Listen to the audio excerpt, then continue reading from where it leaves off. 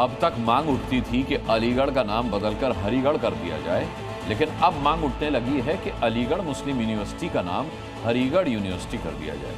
यह मांग किसी और ने नहीं बल्कि योगी सरकार में दर्जा प्राप्त मंत्री ने की है। इस मांग पर मुस्लिम यूनिवर्सिटी के मुस्लिम छात्रों का बयान नए संग्राम की संकेत दे रहा है।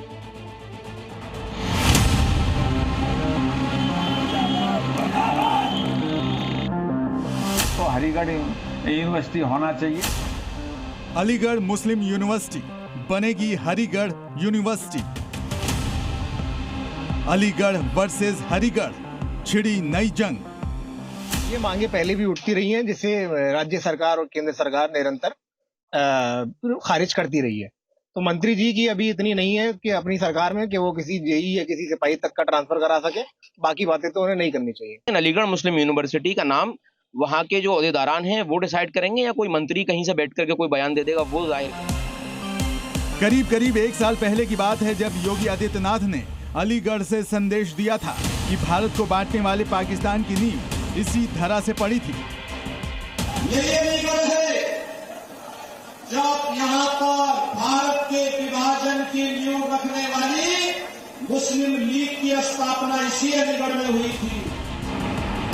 अब योगी के मंत्री ठाकुर रघुराज सिंह ने इसी खतरे को भांपते हुए अलीगढ़ मुस्लिम यूनिवर्सिटी का नाम बदलकर हरिगढ़ यूनिवर्सिटी करने की मांग उठा दी है, जिस पर नया बवाल हो गया है। रघुराज सिंह का तर्क है कि विश्वविद्यालय पर देश का पैसा खर्च होता है तो दूसरे धर्मों के छात्रों को इससे क्यों दूर रखा जाए।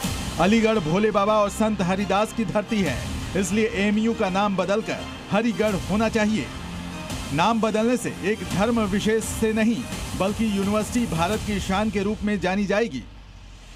हिंदुस्तान का पैसा, हिंदुस्तान की बिल्डिंग, अलीगढ़ की जमीन जायदाद और अलीगढ़ के लोग नहीं पढ़ सकते, इसलिए मेरा मानना है, आपके माध्यम से यही कहूंगा, इसको हरिगढ़ यूनिवर्सिटी बना देना चाहिए।